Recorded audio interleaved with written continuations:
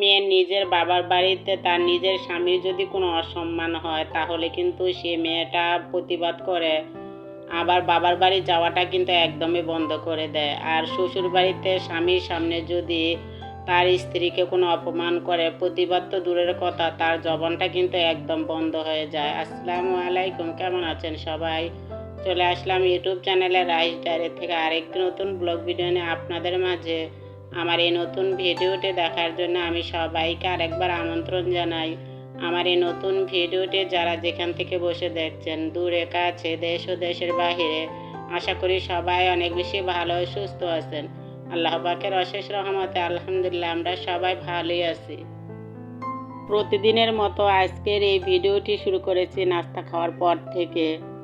সবাইকে নাস্তা খাইয়ে আমি নিজেও নাস্তা খেয়ে নিয়েছিলাম। নাস্তা খাওয়ার পরপরই আবার বাজারগুলো গুছাতে চলে আসলাম। আর আপনাদের ভাইয়া এই বাজারগুলো গতকাল রাত্রে নিয়ে আসছিল, তো গতকাল রাত্রে আমি আর বাজারগুলো গুছিয়ে রাখতে পারি নাই। সংসারের কাজকর্মগুলো কিন্তু একদম শেষ করতে পারি না। প্রতিদিনই একই নিয়মে প্রতিটি গৃহিণী সংসারের কাজগুলো করে যায়, তারপরও সংসারের কাজ দেখা যায় যে শেষ হয় না। আর সকাল থেকে দুপুর পর্যন্ত সংসারের কাজকর্মগুলো করে বিকেলের দিকে কিন্তু আবার একটু ঘুমাতে হয়। ঘুম থেকে উঠে সন্ধ্যার দিকে আবার বাচ্চাদের নাস্তা খাওয়া, লেখাপড়া করানো, রাত্রের দিকেও সংসারের কাজকর্ম যেগুলো থাকে সেগুলো শেষ করতে হয়। তাই রাত্রে বাজার নিয়ে আসলে আমি আর সে বাজারগুলো গুছিয়ে রাখতে পারি না। আর এমনিতে আমি শিং মাছ জ্যান্ত কাটতে পারি না, তো শিং মাছ যখনই নিয়ে আসে তখনই কিন্তু আমি ফ্রিজে রেখে দিই। ফ্রিজে শিং মাছগুলো রেখে দিলে শিং মাছগুলো মরে যায়, তো মরে গেলে তারপরে আমি ফ্রিজ থেকে বের করে কেটে নিই। যাই হোক, অফ ক্যামেরাতে কিন্তু আমি মাছগুলো কেটে ধুয়ে নিয়েছি, ধুয়ে তারপরে ফ্রিজে রেখে দিয়েছি। এদিকে সব কাজকর্ম করে তারপরে আমি রান্না করতে চলে আসলাম। এখন একটু রান্না করে নেব শুটকি, তবে আজকে কিন্তু শুটকি রান্না করব সবজি দিয়ে। এখন আমি তেলের ভিতরে ভালো করে পেঁয়াজগুলো ভেজে নিয়েছি।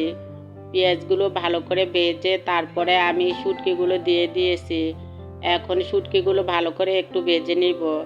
আর এই শুটকিগুলো কিন্তু গনিয়া মাছের শুটকি, তবে এই শুটকিটা খেতে কিন্তু অনেক বেশি মজা লাগে। শুটকিগুলো ভালো করে ভেজে তারপরে আমি মশলা দিয়ে দিয়েছি, তো শুটকিগুলো মশলার সাথে ভালো করে কষিয়ে নিয়েছি। শুটকিগুলো কষানোর পর আমি কেটে রাখা সবজিগুলো এখন দিয়ে দিলাম। তো এখানে কিন্তু 3 ধরনের সবজি আছে, তো কিছু বরবটি দিয়েছি, সাথে আলু আর কিছুটা সজনে ডাঁটা দিয়েছি। তবে শুটকি রান্না কিন্তু আমার অনেক পছন্দ। আর আমার মতো আপনারা কারা কারা শুটকি রান্না পছন্দ করেন অবশ্যই কিন্তু কমেন্টস করে জানাবেন। শুটকি রান্নাতে আমি ঝোলের জন্য কোনো পানি দিব না, সবজিতে যে পানি থাকে আর মশলাগুলোর সাথেই কিন্তু আমি শুটকিটা রান্না করে নিব। তবে শুটকি রান্নাতে ঝোল থাকলে ভালো লাগে না, শুটকি রান্নাটা একটু বুনা বুনা হলেই খেতে ভালো লাগে। আবার অনেকেরই দেখি যে শুটকি রান্নাটা একটু ঝোল ঝোল করে রান্না করে, তবে আমরা কিন্তু শুটকি রান্নাটা একদমই শুকিয়ে ফেলি।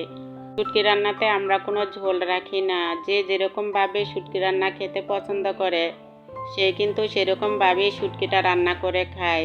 আর প্রত্যেকটা মানুষেরই আয় বুঝে ব্যয় করতে হয়। যার স্বামীর ইনকাম যেমন, তার কিন্তু তেমন করেই চলতে হয়, তেমন করেই খরচ করতে হয়।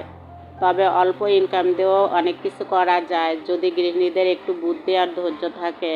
তবে স্বামীর ইনকাম যদি কমও হয় তাতে কি হয়েছে, তবে সেই ইনকাম থেকেও চেষ্টা করলে কিছু টাকা প্রতি মাসে জমানো যায়।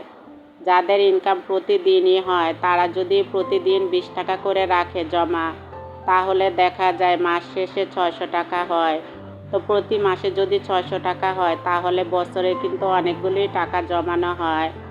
আর যাদের ইনকাম মাস শেষে আসে বা চাকুরি করে যারা, তারা কিন্তু প্রতি মাসে একটা বেতন পায়। আর ওই বেতনের টাকা থেকে যদি কিছুটা অংশ একটু জমা করে রাখে, যদি বেশিও না জমা করতে পারে তাহলে অল্প করে রাখলেও দেখা যায় বছর শেষে অনেকগুলো টাকাই জমানো হয়। তবে বিপদের সময় সেই জমানো টাকা কিন্তু আমাদের অনেক উপকারেই আসে, কারণ বিপদের সময় কেউ পাশে থাকে না।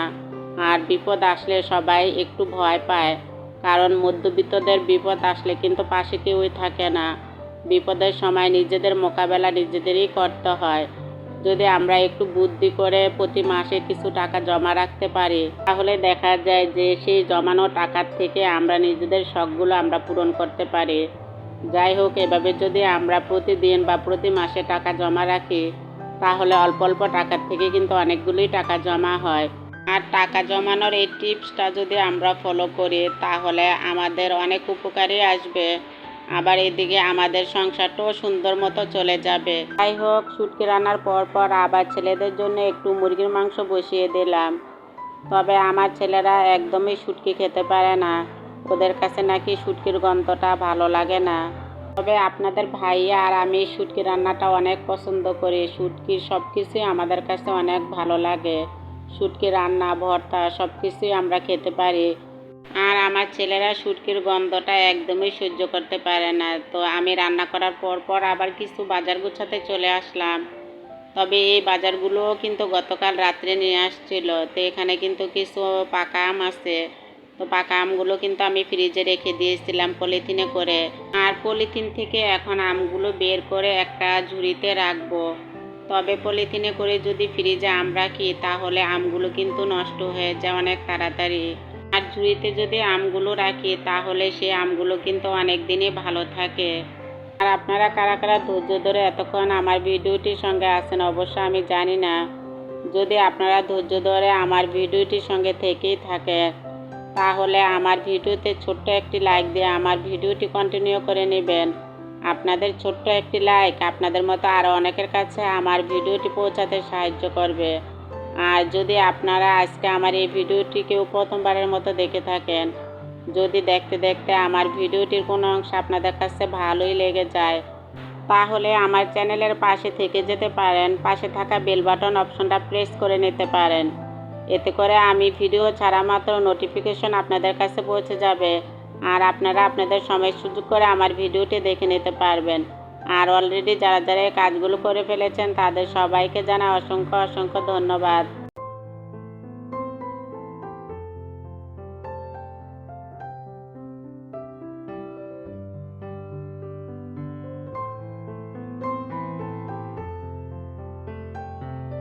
আর আমার এই ভিডিওটির অংশটুকু ছিল রাত্রের ভিডিও। আপনাদের ভাইয়া বাড়িতে আসার সময় একটা ছোট্ট সাইজের পিৎজা নিয়ে আসছে। আর রাহিন নাকি ওর আব্বুকে বলছিল পিৎজা নিয়ে আসার জন্য। আর রাত্রেবেলা আমাদের এখানে তখন কারেন্ট ছিল না, চার্জার লাইটের আলো দিয়ে আমি পিৎজাটা কেটে নিচ্ছি। তবে আমাদের এখানে যেহেতু কারেন্ট নাই সে কারণে কিন্তু আমার এই ভিডিওটা একটু অন্ধকার হয়েছে। তো প্লিজ আপনারা কেউ কিছু মনে করবেন না। আর এখন যেহেতু ভাত খাওয়ার টাইম, তো এই টাইমে যদি বাচ্চারা কিছু খায় তাহলে কিন্তু রাতের ভাতটা একদমই খেতে চায় না। তো সবাইকে পিৎজা কেটে দিচ্ছি আর আমিও নিজে একটু খেয়ে নিচ্ছি। আর বাহিরের জিনিস খেতে আমার একদমই ভালো লাগে না, তারপরেও একটু খেয়ে নিলাম। আপনাদের ভাইয়া না খেলে আবার রাগ করে। আর আমার এই ভিডিওতে যদি কোনো ভুল ত্রুটি হয়ে থাকে তাহলে প্লিজ আপনারা আমাকে সবাই ক্ষমা সুন্দর দৃষ্টিতে দেখবেন। আর আজকের মতন এখান থেকে আমি ভিডিওটি রাখবো। পরবর্তী আরেকটি নতুন ভিডিওর আমন্ত্রণ জানিয়ে রাখলাম। সে পর্যন্ত আপনারা সবাই ভালো থাকবেন, সবাই সুস্থ থাকবেন। আপনাদের সুস্বাস্থ্যতা কামনা করে আজকের মতন এখান থেকে বিদায় নিলাম। আল্লাহ হাফেজ। আসসালামু আলাইকুম।